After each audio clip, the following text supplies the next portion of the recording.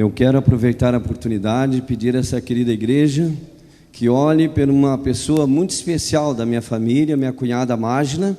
Ela é esposa do pastor Elias Brasil de Souza e atualmente eles estão morando nos Estados Unidos a serviço da obra na divisão, na Associação Geral. E ela está passando por um momento muito difícil de saúde, lutando contra um câncer e está com dificuldade também com a reação do tratamento de quimioterapia. Então, se irmãos tiverem oportunidade, orem nas suas famílias, nos seus lares, nos seus cultos, né? Por essa pessoa que também a vida toda se dedicou a Deus e está atravessando bastante dificuldade de saúde, né? Em nossa família. Eu quero convidar aos queridos irmãos que, se possível, coloquem-se de pé, de joelhos nesse momento e vamos orar ao nosso Deus.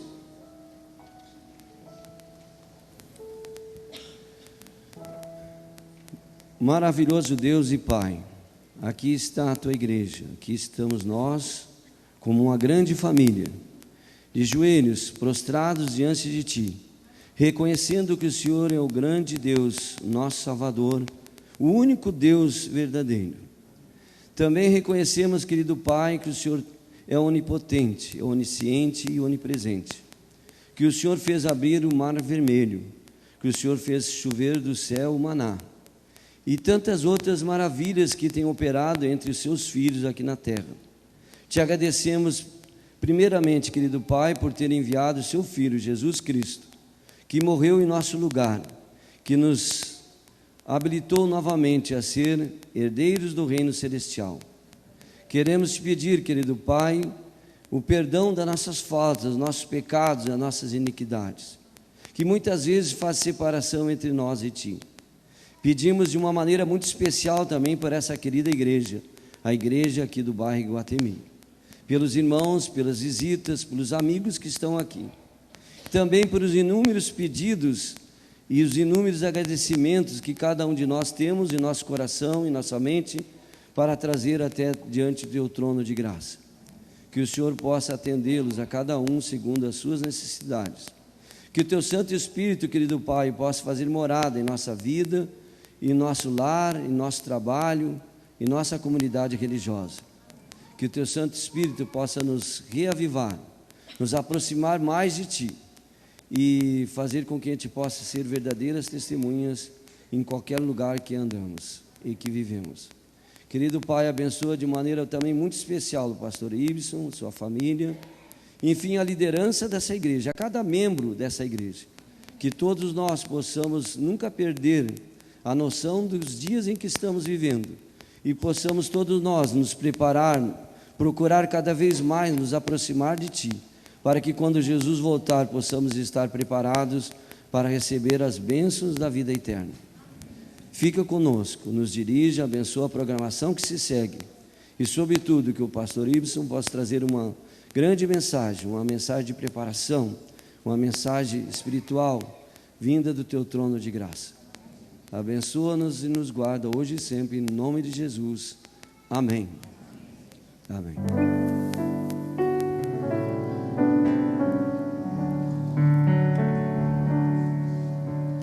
Santo somente é o Senhor, digno de adoração.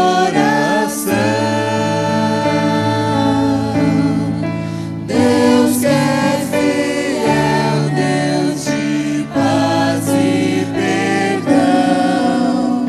Santo somente é o Senhor.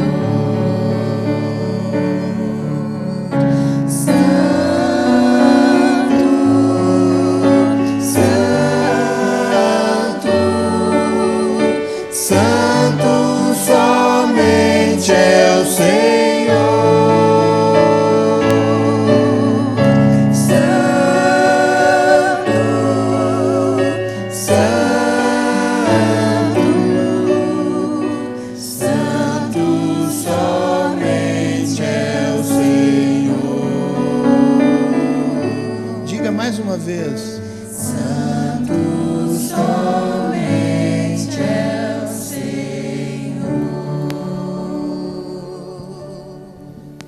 Santo Deus, tenhamos esta noção da Tua presença e do Teu poder. Que sejamos agraciados por uma linda visão da pessoa de Cristo. Que ao abrir a Tua palavra nesta manhã, o Teu Espírito Santo abra o nosso entendimento, abra o nosso coração e que sejamos preenchidos com as virtudes de Cristo, com o Seu amor, com a Sua alegria, com a Sua paz, com a Sua bondade e com a Sua esperança. Nós pedimos pelos méritos da cruz. Amém.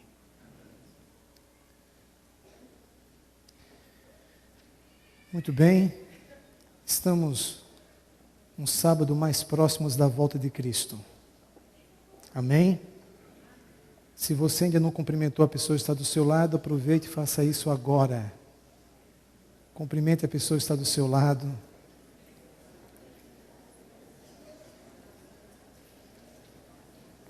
Nós estamos, queridos,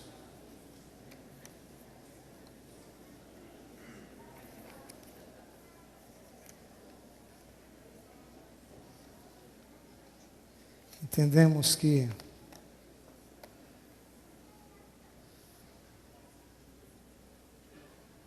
nós temos um contato muito superficial uns com os outros na igreja.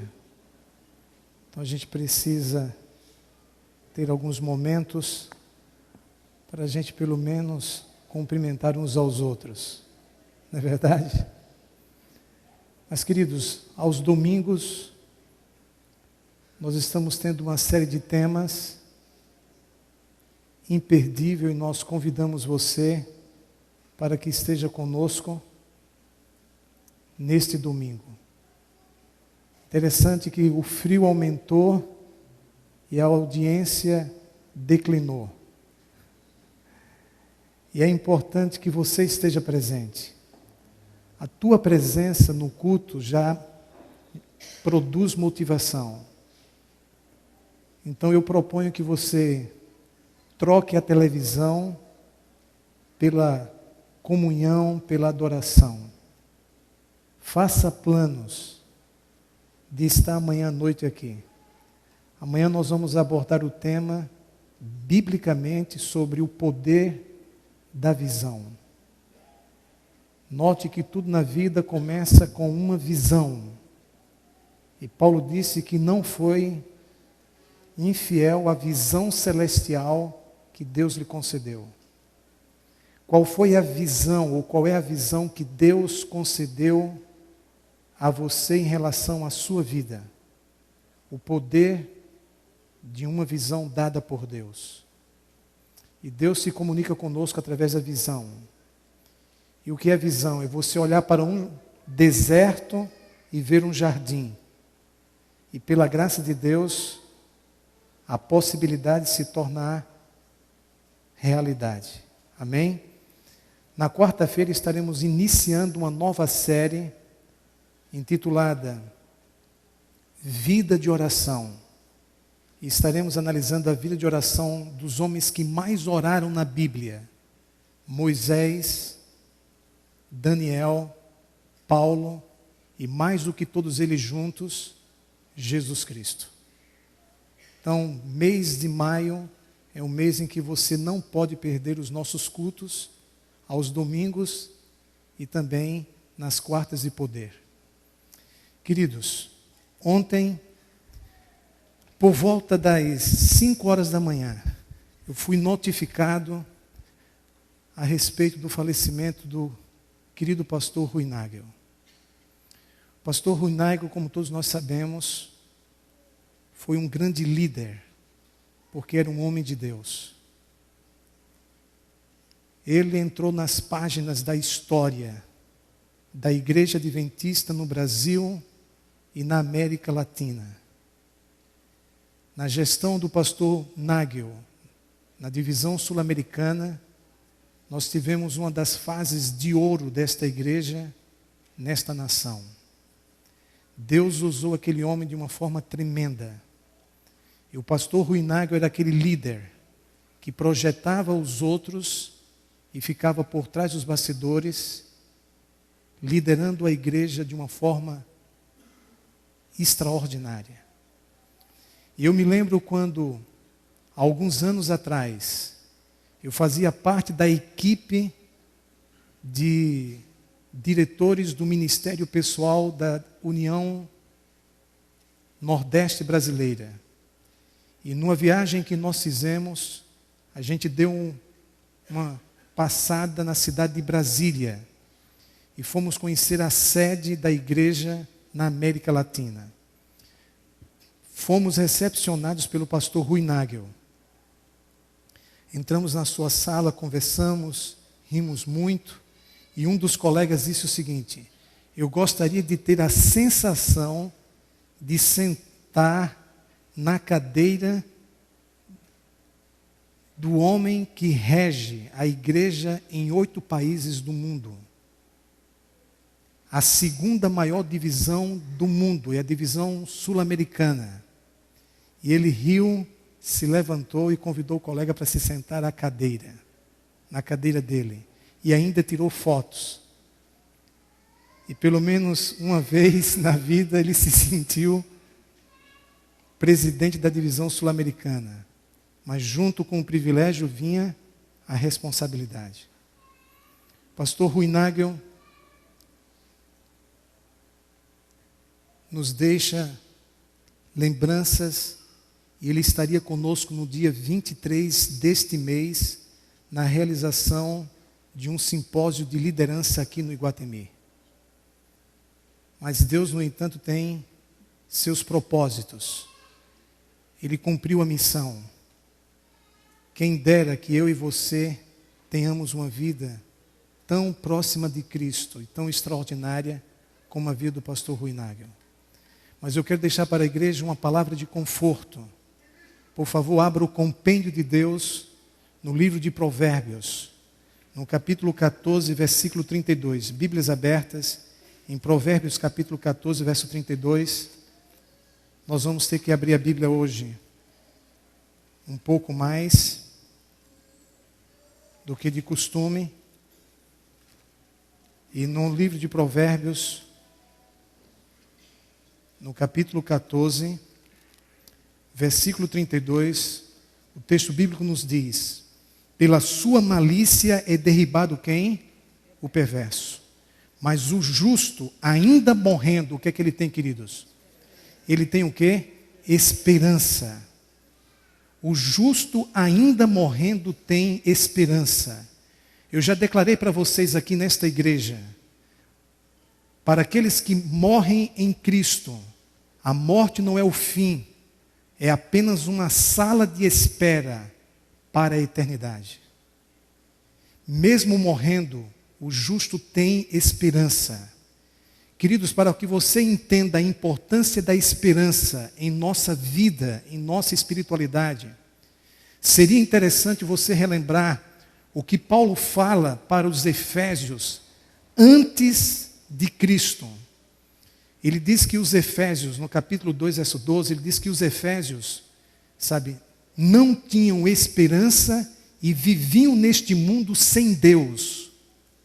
Você consegue imaginar a vida de uma pessoa sem esperança e que vive neste mundo sem Deus em sua vida? É o que acontece quando Cristo não é real. Quando Cristo não é a pessoa mais importante, não é a razão do seu viver. Você vive sem Deus e sem esperança.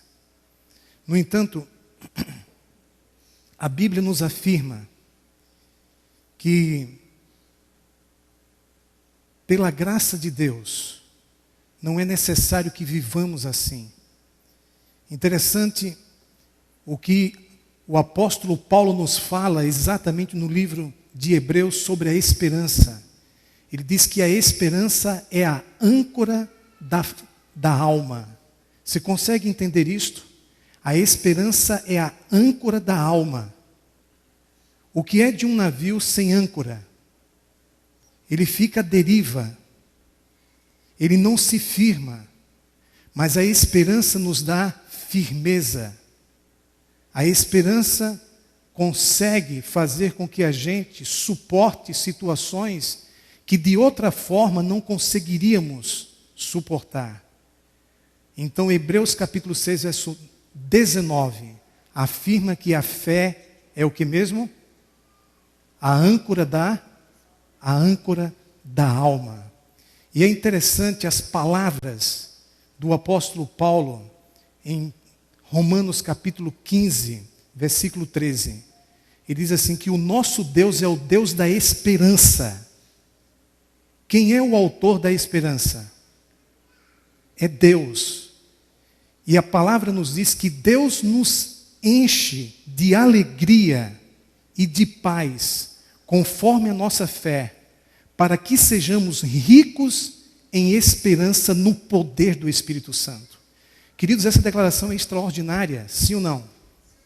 O nosso Deus é o Deus da esperança. Esta igreja deve ser uma igreja rica em esperança. Vocês concordam com isso? E é essa esperança no poder do Espírito Santo. É a esperança que nós devemos ter. Era a esperança que o pastor Rui Nagel tinha. A esperança do pastor Rui Nagel não consistia, queridos, numa esperança que vem naturalmente do homem. A sua esperança vinha de Deus. Porque o nosso Deus é o Deus da esperança. Amém? Interessante que a palavra diz que o seguinte, que bem-aventurado o homem que confia no Senhor e cuja esperança é o Senhor. Nós vemos isso em Jeremias 17, versículo 7. Bem-aventurado o homem que o que, queridos? Confia no Senhor e cuja esperança é o Senhor. A esperança do pastor Rui Nagel não era uma coisa. A esperança dele era Jesus. Quem é a tua esperança? Em quem está focada a tua esperança? A esperança da igreja está focada na pessoa de Jesus Cristo. E não em coisas, mas na pessoa de Jesus Cristo. Vocês concordam com isso? Muitas vezes nós falamos sobre a esperança no tocante à vinda de Cristo. E começamos a visualizar um acontecimento. Queridos, nós temos que visualizar a vinda da pessoa que nós amamos, que deu a vida por nós, que nos transformou, que faz planos há milênios de ter você e eu ao seu lado. Então comece a olhar para a vinda de Cristo, sabe? No sentido de que está voltando para você aquele que te ama. Então não olhe para a volta de Jesus como apenas um acontecimento. É verdade, será o maior acontecimento da história da terra. É verdade. Mas acontecimento é uma coisa. Eu tenho que focar exatamente em Jesus. Por isso o apóstolo Paulo, ele afirma o seguinte, ele afirma, aguardemos a bendita esperança.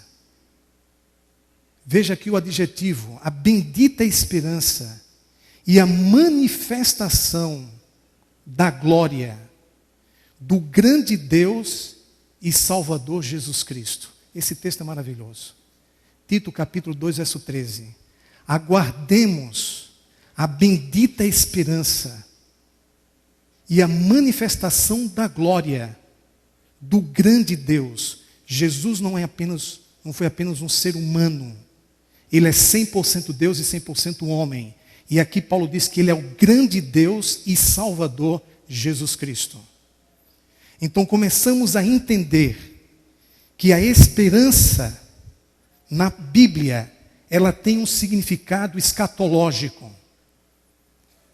E é possível que alguém esteja perguntando, pastor, me lembre por favor o que é escatologia. Então eu quero inicialmente, queridos, falar com vocês sobre alguns conceitos. O primeiro conceito é escatologia. Escatologia vem do grego escatos. o escatós. Essa palavra significa literalmente último.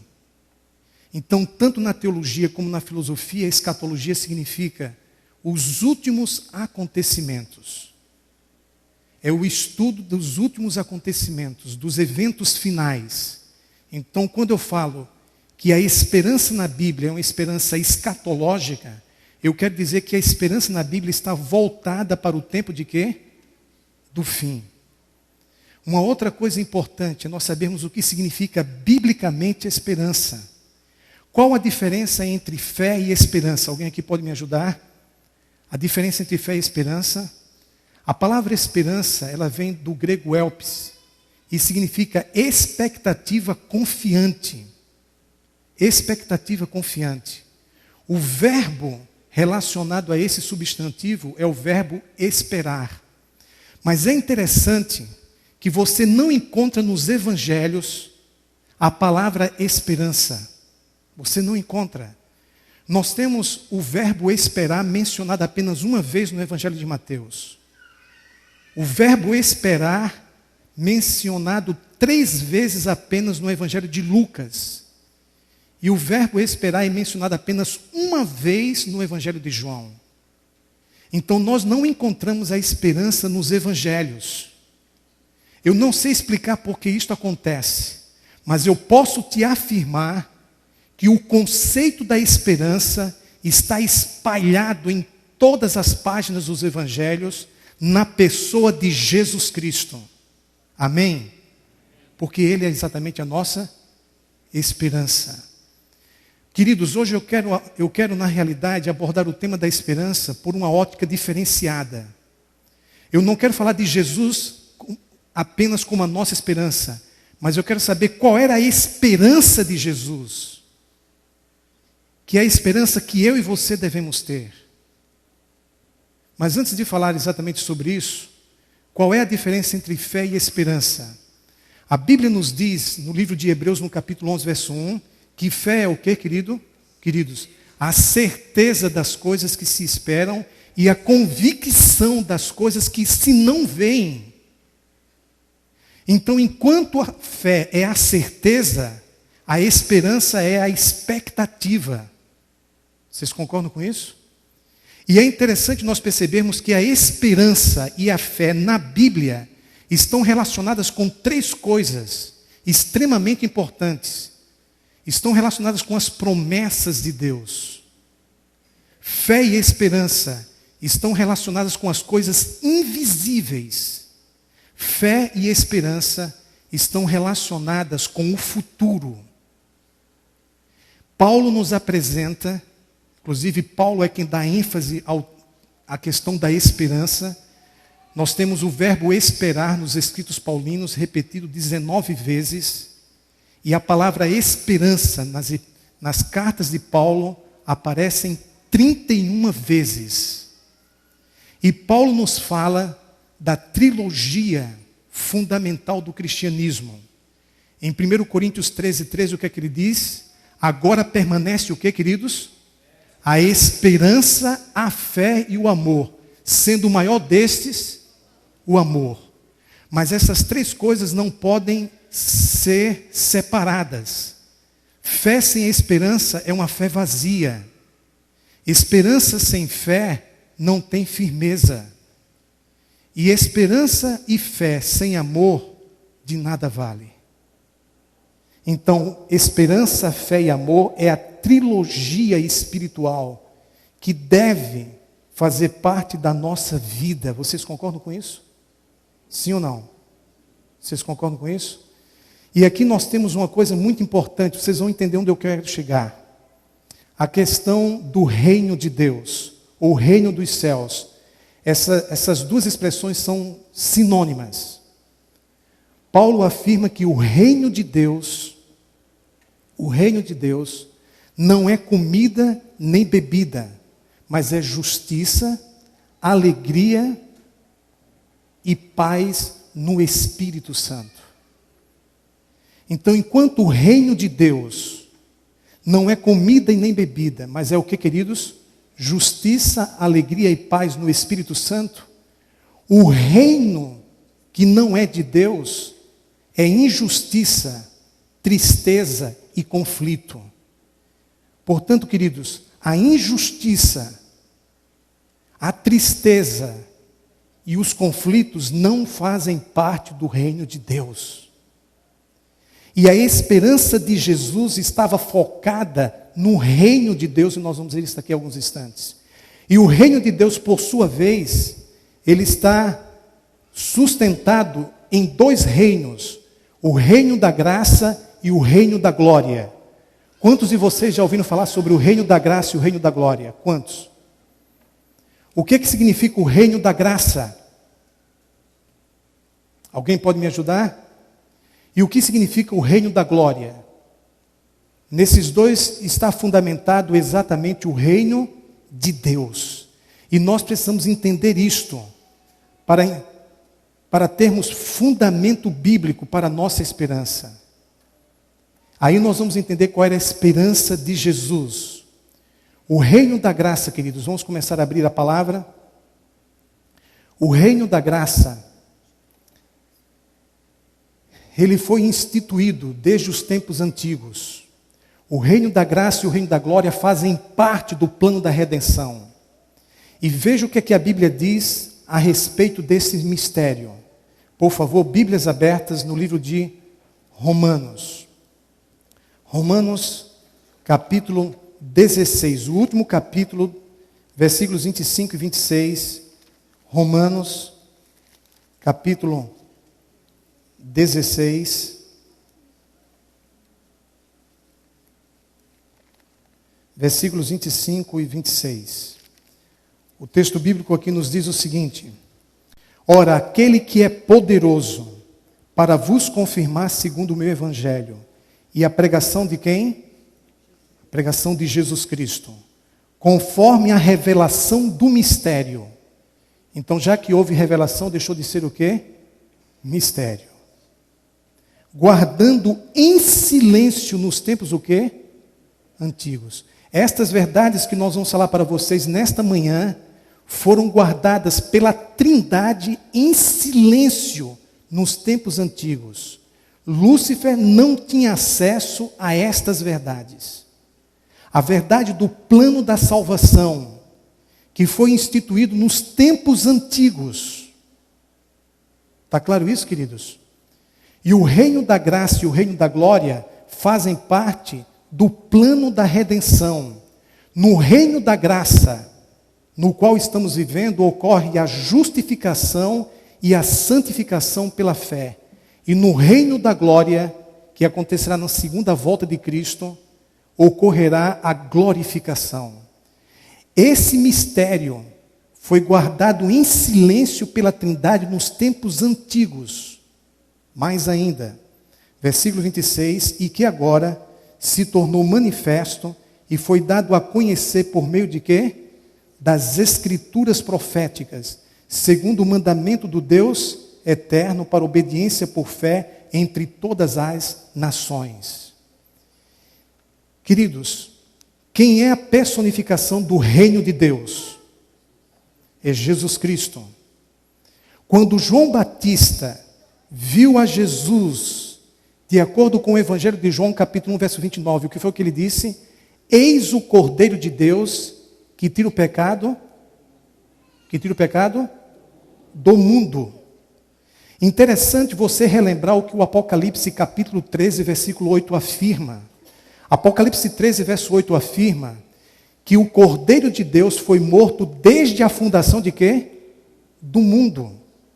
Então note que antes de existir uma cruz no Calvário, 4.000 anos depois da criação, já existia uma cruz aqui, no coração de Deus, na eternidade. E o texto então nos mostra que o reino da graça, ele foi consolidado na cruz de Cristo. Mas o reino da graça se manifestou desde o momento em que Adão e Eva caíram em pecado. E na primeira profecia apresentada em Gênesis 3,15, nós vemos exatamente a segurança que Deus concedeu para Adão e Eva sobre a vinda do Messias e a inauguração do reino da graça. Queridos, nunca houve dois reinos. Nunca houve dois planos da redenção. Todos aqueles que viveram desde Adão até a cruz, viveram pela fé no que aconteceria na cruz.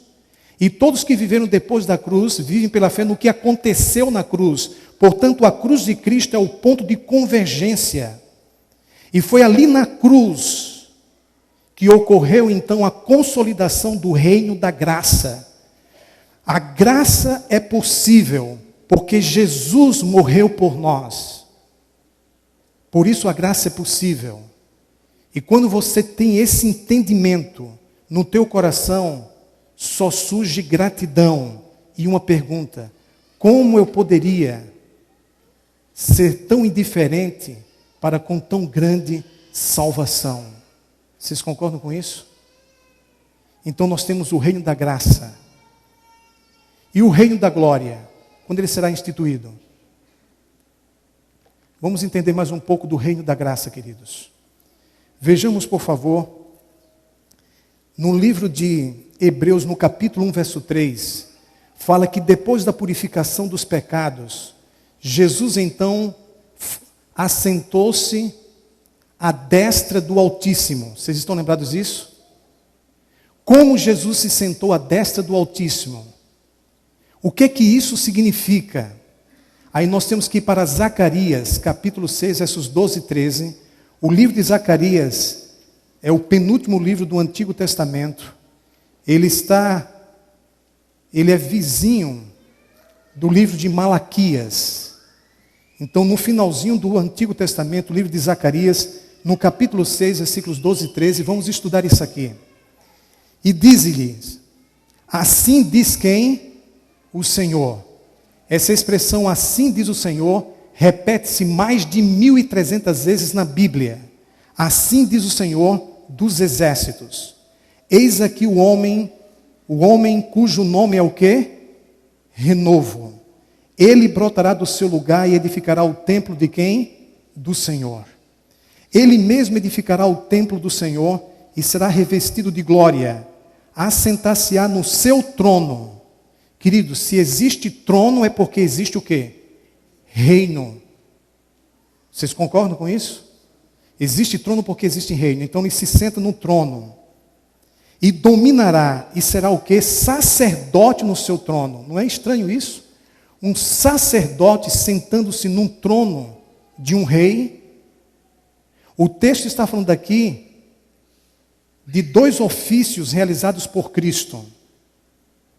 E reinará perfeita união entre ambos os ofícios. Quais são os dois ofícios?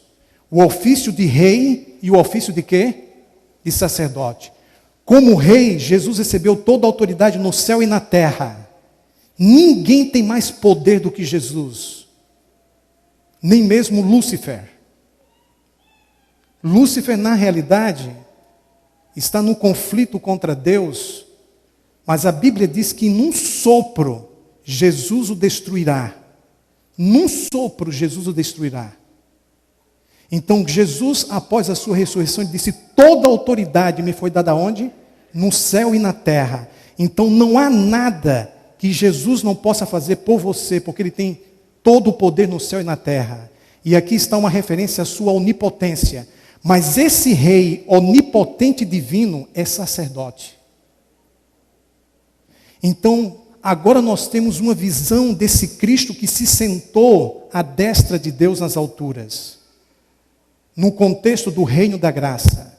E aí recebemos um convite extraordinário, que nós encontramos no livro de Hebreus, capítulo 4, versículos 14 em diante. Por favor, Hebreus, capítulo 4. Eu sugiro que você sublinhe esse texto em sua Bíblia. A palavra aqui nos diz assim: tendo, pois, a Jesus, o Filho de Deus, como grande o quê? Sumo sacerdote que penetrou aonde? Os céus, conservemos firmes a nossa confissão. Versículo 15. Porque não temos sumo sacerdote que não possa compadecer-se de nossas fraquezas. Antes foi ele tentado em todas as coisas a nossa semelhança, mas sem pecado. Você observou que o texto aqui está dizendo: este Deus que assume o poderio de um rei e assume a função de sumo sacerdote, ele se compadece de suas fraquezas. As pessoas não sentem compaixão de você quando você erra. As pessoas sentem até mesmo raiva. O texto está dizendo que todos nós temos fraquezas, ou seja, todos nós temos pontos fracos. E essas fraquezas nos causam problemas sérios na vida. E a Bíblia diz que Jesus, ele no lugar de olhar para você, te criticar e censurar, ele sente compaixão de suas fraquezas. Mas como ele tem todo o poder no céu e na terra, ele pode transformar tuas fraquezas em fortalezas. Sim ou não? Olhe para o exemplo de Maria Madalena. Qual era o ponto fraco de Maria Madalena? Sexo. Dinheiro. O ponto fraco de Maria Madalena. Esses dois pontos fracos se tornaram seus dois pontos fortes. Suas fraquezas se transformaram em fortalezas. Maria Madalena se tornou uma mulher impoluta, digna, honrosa e uma missionária por meio da qual muitas igrejas foram fundadas no primeiro século da nossa era. Então, suas fraquezas podem ser transformadas em suas o quê? Fortalezas, através do sumo sacerdote Jesus Cristo. Isso é extraordinário. Agora veja o convite que ele nos faz, versículo 16. Acheguemo-nos, portanto, confiadamente junto ao trono da graça. Então existe o trono da graça, significa que existe o quê? O reino da graça. A fim de recebermos misericórdia e acharmos graça para socorro em ocasião oportuna. Queridos, o nosso apelo é que você tome hoje como nunca a decisão de se aproximar cada vez mais de Jesus. O convite aqui foi feito: acheguemo-nos confiantemente ao trono da graça para recebermos primeiro misericórdia e para acharmos graça e socorro em tempo oportuno. O que significa a expressão SOS? Em inglês, o que significa? Salve a nossa alma. Existem entre nós nesta manhã pessoas que estão numa situação de SOS em relação ao seu casamento. Saiba que em Cristo você terá socorro em tempo oportuno. Existe aqui alguém que está em estado de SOS em sua vida espiritual, que está com a sua consciência cauterizada, está hoje aqui pela manhã na igreja, mas não está sentindo mais nada por Jesus, está pensando em deixar a igreja. Existe aqui alguém que vem sofrendo com um problema moral há anos e não consegue resolver. Existe aqui alguém que está com um problema de saúde e as perspectivas são desanimadoras.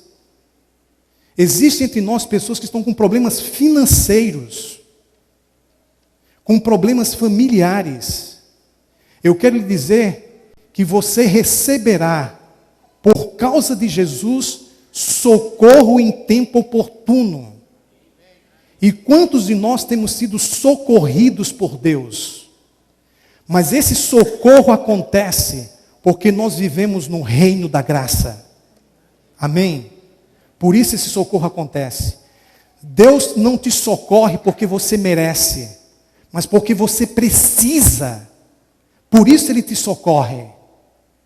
E quando nós entendemos que somos amados incondicionalmente, quando nós entendemos que Deus está disposto a fazer tudo por nós, quando nós entendemos que o reino da graça significa salvação em Cristo Jesus, aí passamos a entender que o reino do diabo é o reino da desgraça. Então você tem na realidade duas alternativas. Ou você vive no reino da desgraça, ou você vive no reino da graça. No reino da desgraça, você é escravo. No reino da graça, você é amigo de Deus. E você pode contar com Ele. Porque o socorro virá em tempo oportuno. Quando acontecerá então, queridos, o reino da glória? O próprio Cristo nos fala. Por favor, Mateus capítulo 25. Quando todo sofrimento terá fim. Evangelho de Mateus, capítulo o quê? 25.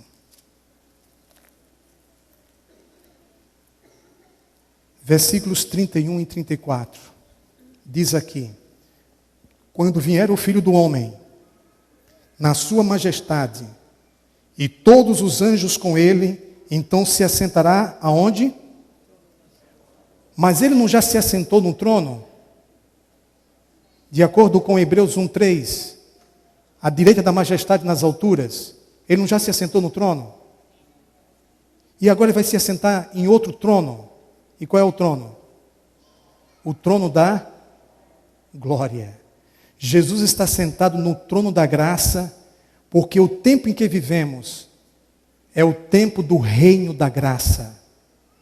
Mas quando ele vier, se sentará no trono da glória. E o versículo 34 nos diz, queridos: então dirá o rei aos que estiverem à sua direita: vinde, benditos de meu Pai, entrai na posse do reino que vos está preparado desde o quê? A fundação do mundo. Veja, entrai na posse do reino. Que reino é esse? O reino da glória. Quando esse corpo corruptível se tornará um corpo, o que, amados? Incorruptível. Esse corpo mortal se tornará um corpo imortal. Aí ninguém diz ô glória, né? Ninguém diz ô glória. Deu para vocês entenderem, queridos? E aí então acontecerá o que 1 João capítulo 3, verso 2 nos diz. 1 João capítulo 3, versículo 2, que texto maravilhoso, queridos. 1 João capítulo 3, versículo 2. O texto bíblico nos diz assim: compreenda esta mensagem. 1 João 3, verso 2. Amados, agora somos filhos de Deus, porque nós estamos no reino da graça. E ainda não se manifestou o que havemos de ser. Quando vai se manifestar o que haveremos de ser? No reino da glória. Sabemos que quando Ele se manifestar, seremos semelhantes a Ele, porque haveremos de vê-lo como Ele é. Por isso Paulo em Tito 2,13 disse: aguardemos a bendita esperança e a manifestação do poder da glória do grande Deus e Salvador Jesus Cristo. E aqui seremos então transformados à semelhança de Cristo. E o versículo subsequente nos mostra o poder desta esperança. E assim mesmo se purifica todo o que nele tem esta esperança, assim como ele é o quê? Puro. A motivação espiritual que esta esperança nos proporciona tem um poder espiritual tremendo. Queridos, a esperança é algo para o futuro, mas que já tem efeitos no presente. Aí nós começamos a entender que nas pregações de Jesus, o reino de Deus era fundamental. Por isso em Marcos 1,15, Jesus afirmou: o tempo está cumprido e o reino de Deus está próximo. Quando ele falou o reino de Deus está próximo, ele estava se referindo à cruz. Então ele faz um apelo: arrependei-vos e crede no Evangelho. Amados, não há condições de nós entrarmos no reino de Deus sem arrependimento e fé. E alguns de nós, de repente, estamos precisando de que a graça se manifeste em nossa mente e nosso coração, gerando arrependimento e poder espiritual para abandonar alguns maus hábitos, para abandonar algumas crenças, para abandonar alguns pecados acariciados, para abandonar alguns problemas que nós temos.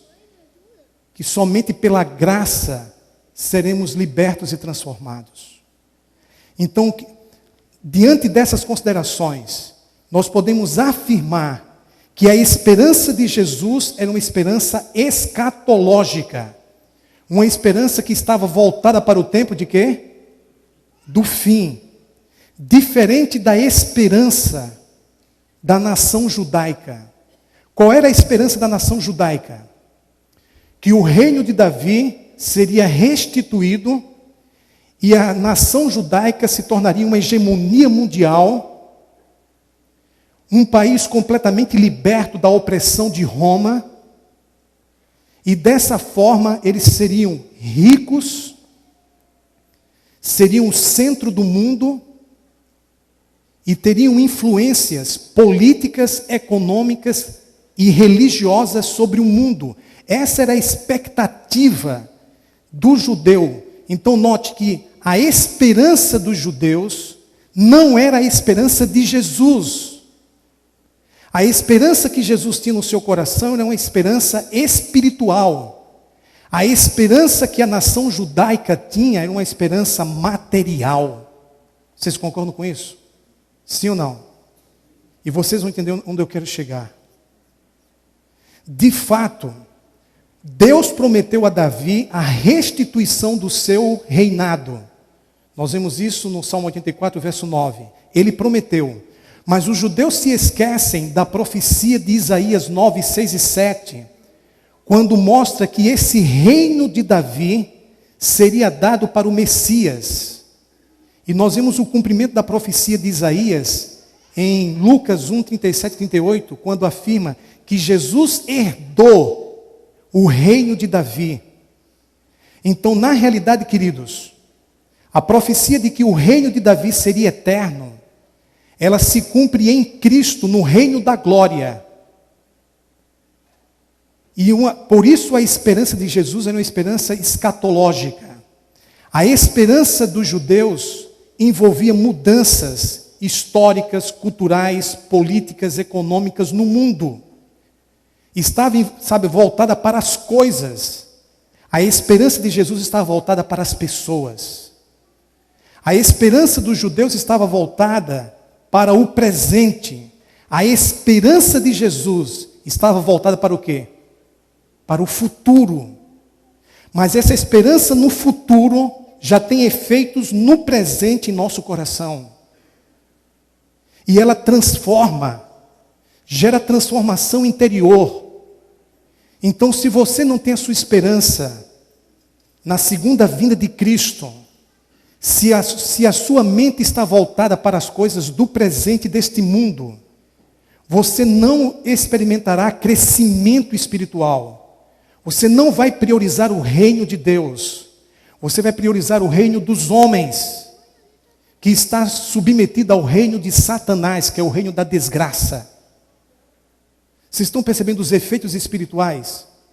O efeito espiritual da esperança escatológica de Cristo é crescimento espiritual. O efeito da esperança dos judeus é materialismo. Isso é muito sério. Porque nossas esperanças revelam nossos valores. A esperança revela em que nós estamos buscando. Veja duas recomendações bíblicas. A primeira está em 2 Coríntios. 2 Coríntios capítulo 4, verso 16. O Evangelho da Prosperidade tinha base exatamente na esperança judaica. 2 Coríntios, capítulo 4, versículo 16. Mais um texto para você sublinhar em sua Bíblia. Não atentando nós nas coisas que se veem, mas nas que não se veem. Então não atente os seus olhos para o seu carro, para a sua casa, para a roupa que você está vestindo, para esta igreja. Não atentando nós nas coisas que se veem, mas nas que não se veem. Porque as que se veem são temporais, e as que não se veem são eternas. Vocês estão percebendo a proposta? A esperança nacionalista dos judeus estava voltada para as coisas que se veem. Mas essas coisas que se veem são transitórias, passageiras, são temporais. Mas a esperança de Jesus estava voltada para o invisível. Por isso ela era o quê? Eterna. Aí nós encontramos em Colossenses capítulo 3, versos 1 e 2, duas recomendações. Buscai as coisas que são lá do alto. Pensai nas coisas que são do alto. Queridos, você está com seus pés no chão e seus olhos voltados para a terra? Ou você está com seus pés no chão com os olhos voltados para o céu? Em que está a sua esperança? Quanto tempo você investe em sua espiritualidade, em sua fé? Durante a semana, não estou falando no sábado, durante a semana, o que é que você está buscando? Você está buscando o reino de Deus ou você está buscando a glória humana? Você está buscando coisas materiais ou você está priorizando as coisas espirituais? Por favor, atente, a esperança determina a sua vida no presente. A esperança determina quem você é e o que você faz e o que você tem, em termos espirituais e materiais. A esperança de Cristo me motiva. O que é motivação? Motivos para ação. A esperança de Cristo me dá motivos para eu agir e viver em direção ao céu. Mas a esperança dos judeus me dá motivos para eu viver em direção das coisas terrenas. Vocês concordam com isso? Vocês concordam com isso, queridos? O poder desta esperança. Quem tem essa esperança, a si mesmo o quê? Se purifica.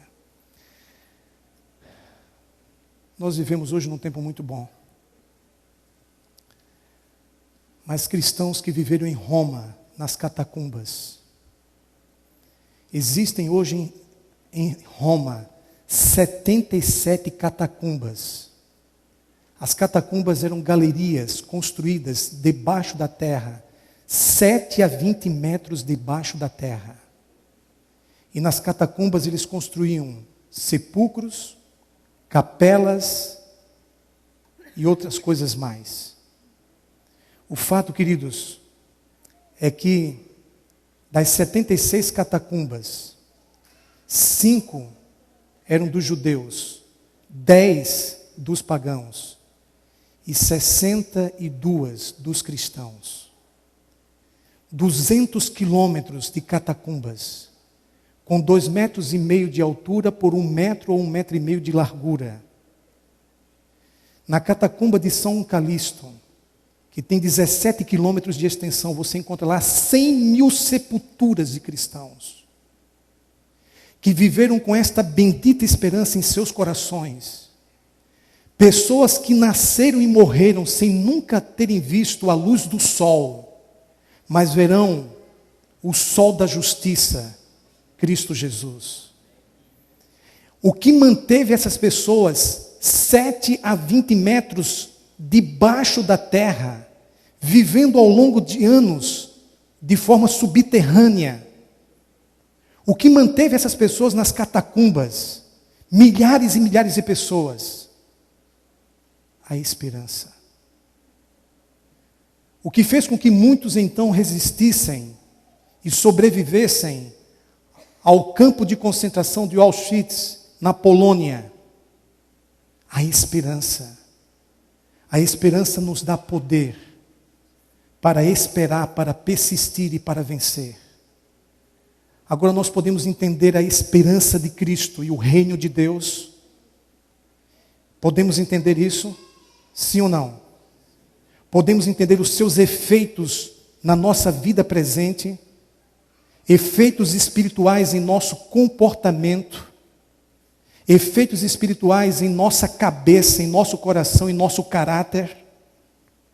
Podemos entender então o poder da esperança da Bíblia. em nossa vida e que devemos viver conforme a esperança de Jesus. É verdade, Jesus é a nossa esperança, mas eu estou falando qual era a esperança de Jesus. Era uma esperança o que mesmo? Escatológica. Por isso, então, agora, entendemos os valores do reino de Deus. Abra sua Bíblia para nós concluirmos. E aí nós temos o Sermão do Monte, Mateus capítulo 5. Vendo Jesus as multidões, subiu ao monte e como se assentasse, aproximaram-se dele quem? Seus discípulos. E ele começou a ensiná-los dizendo: bem-aventurados os humildes de espírito, porque deles é o reino dos céus. As bem-aventuranças começam com o reino de Deus. Bem-aventurados os que choram, porque eles serão consolados. Bem-aventurados os mansos, porque eles herdarão a terra. Bem-aventurados os que têm fome e sede de justiça, porque eles serão fartos. Bem-aventurados os misericordiosos, porque eles alcançarão misericórdia. Bem-aventurados os limpos de coração, porque eles verão a Deus. Bem-aventurados os pacificadores, porque eles serão chamados filhos de Deus. Bem-aventurados os perseguidos por causa da justiça, porque deles é o reino dos céus. Bem-aventurados sois, quando por minha causa vos injuriarem, vos perseguirem, e mentindo disserem todo o mal contra vós. Alegrai-vos, regozijai-vos e exultai, porque é grande o vosso galardão nos céus. Aqui estão os valores espirituais divinos do reino de Deus, no reino da graça, que se consumará no reino da glória. Você tem a esperança de Jesus? Que nós saiamos daqui, queridos, com a esperança de Cristo. Que Deus abençoe. Fiquemos em pé para a oração.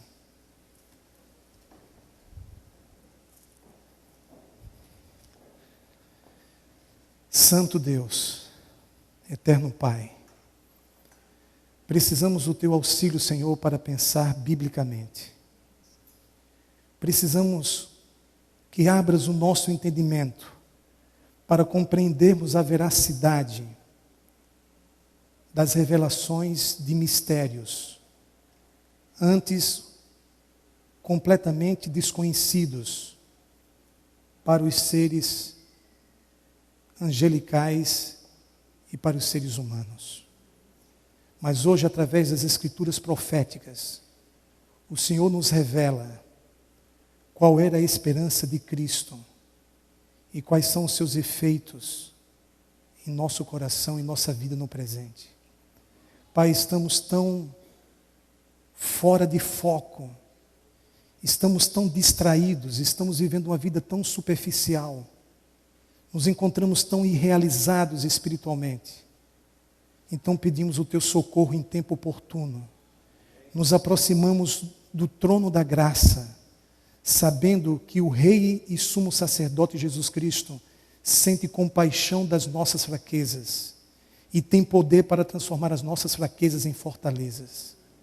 Então suplicamos, ó Deus, que aumentes a nossa fé, que nos concedas arrependimento sincero e transformação interior, porque quem tem essa esperança a si mesmo se purifica, e sabemos que somos purificados pelo sangue de Jesus. Santo Deus, ajude-nos a Te amar, ajude-nos a colocar o Teu reino em primeiro lugar em nossas vidas, que sejamos homens e mulheres de Deus, e o Teu reino, que não consiste em palavras, mas em poder, que ele se entronize em nossa vida interior na pessoa de Jesus Cristo. A Tua palavra afirma, no livro de Lucas, no capítulo 17, verso 21, que o reino de Deus está dentro de nós. A Tua palavra também afirma, Senhor, em Colossenses 1, 27, Cristo em nós é a esperança da glória. Então sabemos que Jesus é a personificação do Teu reino. E nele a graça e a glória se derramam sobre nós, no tempo oportuno. Louvado sejas por esta revelação, por esta bendita esperança. Em nome de Jesus, amém. Queridos, agora é um momento só de alegria. Onde as pessoas veem um fim, nós vemos o recomeço. Onde as pessoas veem a destruição, nós vemos a restauração. Desejemos uns aos outros um feliz sábado e a bendita esperança da volta de Cristo em nossos corações. Que Deus abençoe.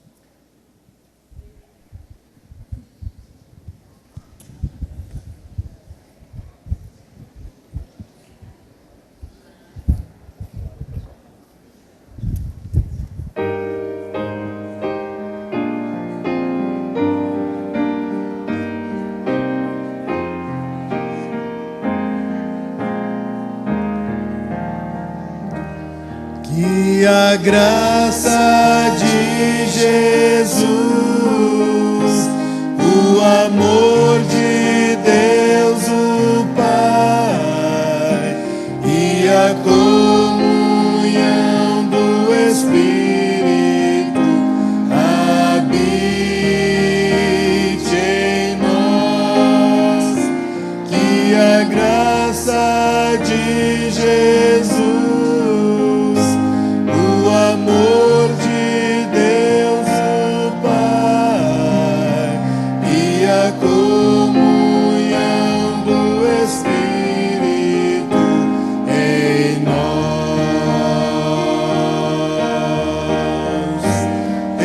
estejam para sempre, eternamente.